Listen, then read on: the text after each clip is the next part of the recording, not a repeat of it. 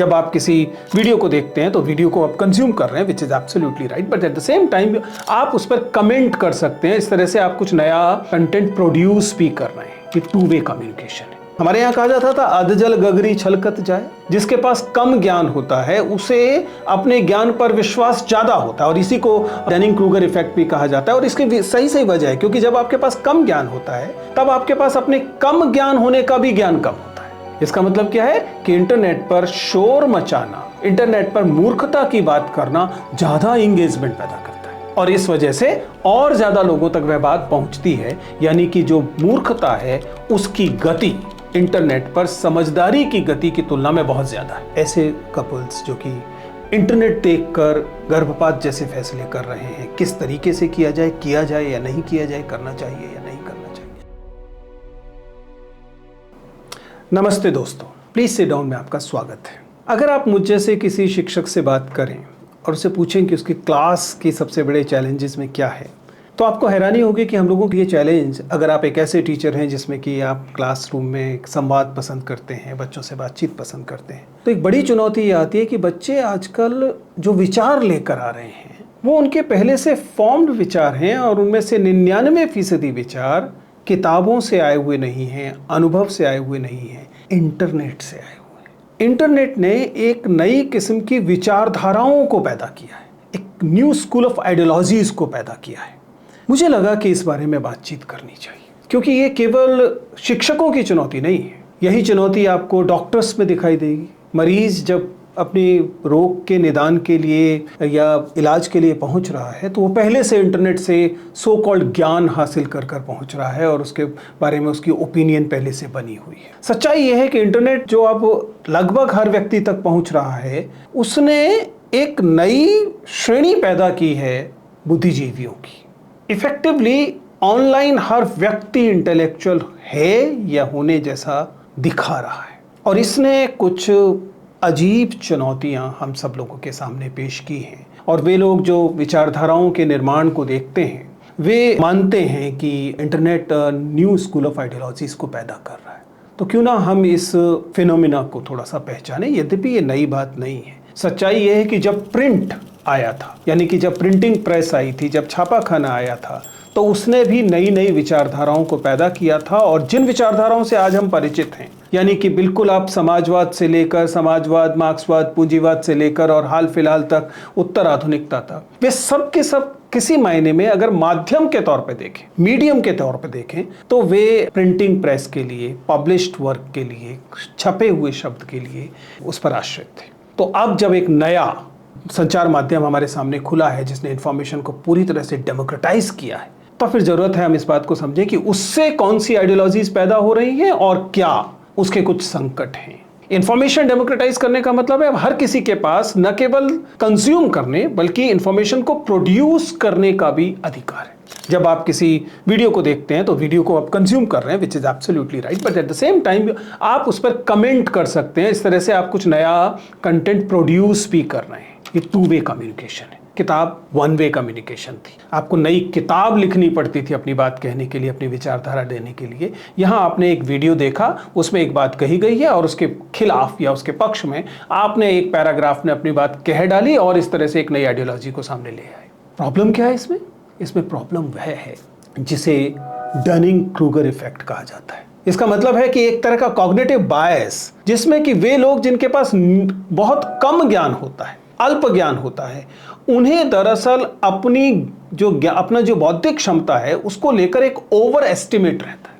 यानी कि हमारे यहाँ कहा जाता था अधजल गगरी छलकत जाए। जिसके पास कम ज्ञान होता है उसे अपने ज्ञान पर विश्वास ज्यादा होता है, और इसी को डनिंग क्रूगर इफेक्ट भी कहा जाता है। और इसकी सही वजह है, क्योंकि जब आपके पास कम ज्ञान होता है तब आपके पास अपने कम ज्ञान होने का भी ज्ञान कम होता है। यानी कि आपके पास नॉलेज कम है, और इस वजह से आपको यह भी नहीं पता कि जो नॉलेज आपके पास है वो वास्ट नॉलेज की तुलना में कितनी कम है। आप डॉक्टर के पास गए, आपने जाने से जस्ट पहले देखा कि बुखार के समय में इस समय क्या चल रहा है, और आप 4 दवाइयों के बारे में ले गए और फिर डॉक्टर को परेशान कर रहे हैं, क्यों ना ये दवाई दे दी जाए, कहीं ऐसा तो नहीं कि मुझे ये सिंड्रोम हो गया है। जबकि डॉक्टर ने उस क्षमता को हासिल करने में बहुत अरसा लगाया है, बहुत मेहनत की है, बहुत ज्ञान हासिल किया है, और उसके बाद हो सकता है वह खुद डाउटफुल हो, क्योंकि जिसके पास ज्यादा नॉलेज होती है वह अधिक संदेह से भरा होता है, और मूर्ख आत्मविश्वास से लबालब होता है। और यह है इंटरनेट की नई आइडियोलॉजीज की परेशानी है। और ये केवल मेडिसिन पे लागू नहीं हो रहा, ये केवल शिक्षा पे लागू नहीं हो रहा, ये सब जगह लागू हो रहा है। गूगल एक नया एक्सपर्ट बन गया है,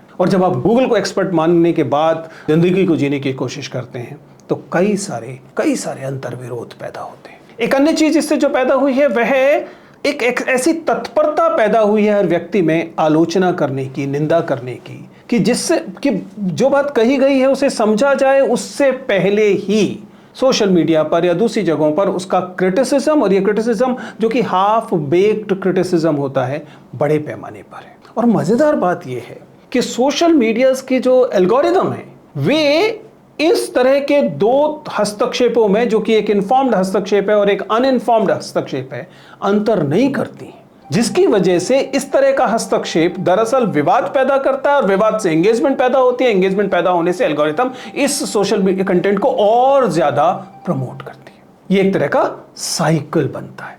इसका मतलब क्या है कि इंटरनेट पर शोर मचाना, इंटरनेट पर मूर्खता की बात करना ज्यादा एंगेजमेंट पैदा करता है, और इस वजह से और ज्यादा लोगों तक वह बात पहुंचती है। यानी कि जो मूर्खता है उसकी गति इंटरनेट पर समझदारी की गति की तुलना में बहुत ज्यादा है। मूर्खता बहुत जल्दी, बहुत दूर तक, बहुत ज्यादा लोगों तक पहुंचेगी, और समझदारी बहुत धीमी गति से बहुत कम लोगों तक पहुंचेगी। अगली समस्या या अगली चीज जो इसका प्रभाव है वह आता है जिसे हम इको चैम्बर इफेक्ट कहते हैं। हम लोगों ने इको चैम्बर पे पहले भी कई शॉर्ट वीडियोस में और रील्स में बात की है। कुल मिलाकर इको चैम्बर का मतलब यह है कि जो तमाम एल्गोरिदम्स हैं वे आपके विश्वासों को रीइंफोर्स करती हैं। आप उन चीजों को सुनना ज्यादा पसंद करते हैं जो आपके पहले से विश्वास हैं उन्हें पुष्ट करते हैं, और आप ऐसी चीजों से बचने की कोशिश करते हैं जो चीजें आपके विश्वास से सीधा टकराती हैं। आपको ऐसे हजार एग्जाम्पल मिल जाएंगे। कई तो हास्यास्पद वाले एग्जाम्पल हैं। मसलन आप जानते हैं फ्लैट अर्थर्स सोसाइटी होती है। अभी भी दुनिया में कुछ ऐसे लोग हैं जो मानते हैं कि धरती चपटी है, और मजेदार बात है कि फिर वे ऐसी तमाम चीजों को इकट्ठा करते हैं जिनसे उनका यह विश्वास की धरती चपटी है वह और ज्यादा पुष्ट होता हो। ऐसे लोग हैं जो डार्विनिज्म में, जो जिसे हम विकासवाद कहते हैं, एवोल्यूशन कहते हैं, उसमें यकीन नहीं करते हैं, और उनको फिर ऐसे ही तथ्य चारों तरफ दिखाई देंगे या ऐसे ही तथ्यों को वो सुनना चाहेंगे जिन तथ्यों से सिद्ध होता हो कि इवोल्यूशन नाम की कोई चीज नहीं है, पृथ्वी को, सृष्टि को 5 दिन में 10 दिन में बना दिया गया है। या इसी किस्म के दूसरी चीजें आप जानते हैं, क्लाइमेट चेंज पर बहुत सारे लोग हैं जो क्लाइमेट चेंज को पर यकीन नहीं करते हैं, जो मानते हैं कोई जलवायु परिवर्तन नहीं हो रहा, और फिर वो इस बात के तर्क सुनना पसंद करते हैं, सुनाना पसंद करते हैं, और इस तरह से एक इको चैम्बर बनता है। और ये इको चैम्बर एक नई आइडियोलॉजी पैदा कर रहा है, क्योंकि इसका मतलब यह है कि आपकी गोलबंदी उन लोगों के साथ ज्यादा होगी जो आप जैसा सोचते हैं। यानी कि इंटरनेट पर ही एक किस्म का पोलराइजेशन आप देखेंगे। इन सब की बात हम क्यों कर रहे हैं? इस बात से क्या परेशानी है अगर लोग अलग तरीके से सोचते हैं? इसमें क्या दिक्कत आने वाली है? देखिए, सबसे बड़ी दिक्कत यह है कि इसमें वास्तविक ज्ञान, वास्तविक विवेक, उसका महत्व घटता जाता है, और छद्म विवेक का और द्रुत किस्म की विचारधाराओं का, द्रुत किस्म की प्रतिक्रियाओं का स्पेस बढ़ता है। आप कम ज्ञान को, अल्प ज्ञान को बहुत अधिक लोकप्रिय नहीं होने देते। एक अन्य चीज जो इससे जुड़ी हुई है और बहुत आसानी से समझ में आनी चाहिए वह है, सभ्यता जैसे जैसे विकसित हुई है वैसे वैसे हम सरल से जटिल दुनिया की तरफ गए। पहले मनुष्य के व्यवहार से लेकर मनुष्य की समाज की संरचनाओं तक सब सरल होता था। एक परिवार है, एक छोटा सा गांव है, सब कुछ उसमें घटित हो रहा है, आसान चीज थी, समझना आसान था।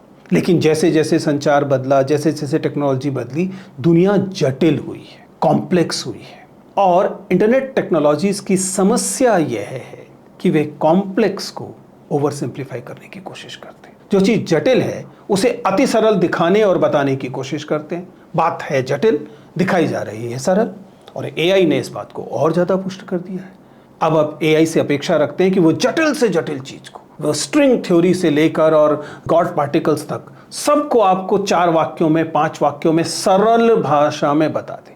कि जो सरलता के प्रति अति आकर्षण है, यह एक अन्य प्रभाव है, जिसका मतलब है कि जो रियल एक्सपर्ट्स हैं, जो वास्तव में विषय को जानते हैं, उनकी आवाज को उन लोगों द्वारा दबा दिया जाएगा जो इस बात को नहीं जानते हैं, और यही दरअसल एक अन्य पक्ष है इसका।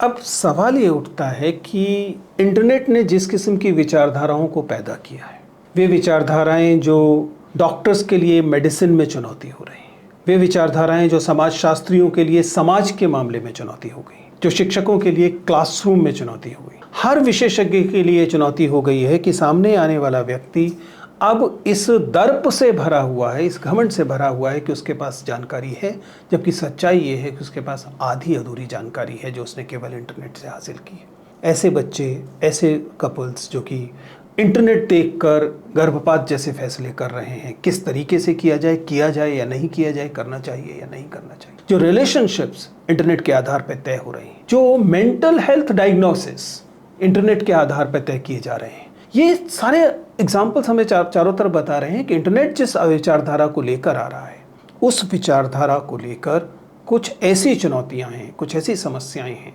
जिनका समाधान करना जरूरी है। समाधान है कहाँ? मेरा अनुभव बताता है कि समाधान बाहर से नहीं आएगा। समाधान है जिसे हम क्रिटिकल थिंकिंग स्किल्स कहते हैं। आपके सामने चूंकि सूचनाओं का ओवरलोड है, आप सूचनाओं के विस्फोट में बैठे हुए हैं और लगातार सूचनाओं को एक तरफा तरीके से कंज्यूम कर रहे हैं, इसलिए थोड़ा थमिए और अपने अंदर क्रिटिकल थिंकिंग स्किल्स पैदा करने की कोशिश कीजिए। कोई वजह है जिस वजह से विशेषज्ञ होता है, इसलिए जो सूचनाएं आपके पास आ रही हैं उनको ब्लाइंडली एक्सेप्ट नहीं कीजिए, उन पर सवालिया निशान लगाइए। दूसरी चीज, जैसा हमने कहा था इको चैम्बर्स की परेशानी, उसका समाधान कैसे होगा? उसका समाधान है डाइवर्स व्यू पॉइंट्स को एक्सप्लोर कीजिए। जब आपके सामने एक विचार आता है, चाहे वो आपको कितना भी अपीलिंग क्यों ना लगे, जरा सोचिए और अपने कंफर्ट जोन से बाहर निकलकर विचार कीजिए कि इसका विपरीत विचार क्या है। क्या वे लोग कौन हैं जो इस बात से असहमत हैं और उनके तर्क क्या है? तीसरा, जैसा मैंने कहा, सब चीजों का विशेषज्ञ मत बनिए। सब चीजों का विशेषज्ञ कोई नहीं होता। अगर एक्सपर्ट्स हैं तो उनकी बात को सुने और अपनी बात से कुछ थोड़ा ज्यादा वजन, बिना एक्सपर्ट की तुलना में एक्सपर्ट की बात को थोड़ा ज्यादा वजन, थोड़ा ज्यादा मूल्य, थोड़ा ज्यादा वैल्यू दें। इंपॉर्टेंट है। मामला केवल कंटेंट का नहीं है, इसका एक बहुत बड़ा हिस्सा जो है वह दरअसल आपके व्यवहार का है। जब आप ऑनलाइन डिस्कशंस में होते हैं तब दो चीजें, पहली बात, जिससे आप असहमत हैं उसके प्रति आप कितना रचनात्मक और सम्मानपूर्ण हैं, इज्जत के साथ हैं या लगातार अपमान से भरे हुए हैं, और दूसरा, क्या आपके क्रिटिसिज्म, जो आलोचना आप कर रहे हैं, वह सकारात्मक आलोचना है या वह केवल विध्वंसक आलोचना है। यानी कि अपने आप को रिस्पेक्टफुल बनाएं डिसएग्रीमेंट्स को लेकर, और आप जो क्रिटिसिज्म कर रहे हैं उसे कंस्ट्रक्टिव रखें। इसके अलावा स्वाभाविक है, ये चीज आ कहां से रही है? इंटरनेट से आ रही है, और हर जगह जाने की एक आधारभूत साक्षरता होती है। हम लोगों ने डिजिटल लिटरेसी पर एक पूरा वीडियो बनाया था। मैं रिक्वेस्ट करता हूं, यदि आपके पास कुछ समय हो तो उस वीडियो को जरूर देखिएगा। डिजिटल लिटरेसी बहुत इंपॉर्टेंट चीज है, फोकस कीजिए। स्कूलों में इस बात पर चर्चा होनी चाहिए, घरों में इस बात पर चर्चा होनी चाहिए कि डिजिटल लिटरेसी क्या है, क्योंकि डिजिटली आने वाला हर शब्द ज्ञान नहीं है, डिजिटली आने वाला हर विचार विजडम नहीं है, विवेक नहीं है।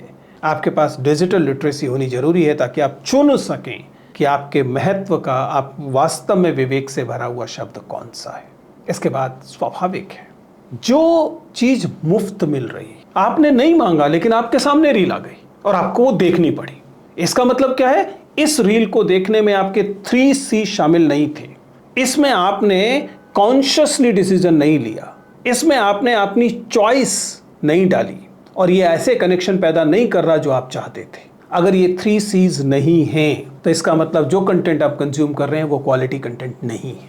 क्वालिटी कंटेंट की विशेषता है कि वह आपने कॉन्शियसली चुना हुआ होना चाहिए, खोजा हुआ होना चाहिए, उसके लिए आपने उससे जो कनेक्शंस मिल रहे हैं वो आपके लिए इंपॉर्टेंट होने चाहिए, और जाहिर है कि वह आपकी चॉइस होनी चाहिए, आपके सामने एल्गोरिथम द्वारा फेंक दी गई चीज़ नहीं होनी चाहिए। यानी कि क्वालिटी कंटेंट को कंज्यूम कीजिए, सनसनीखेजता से बचिए।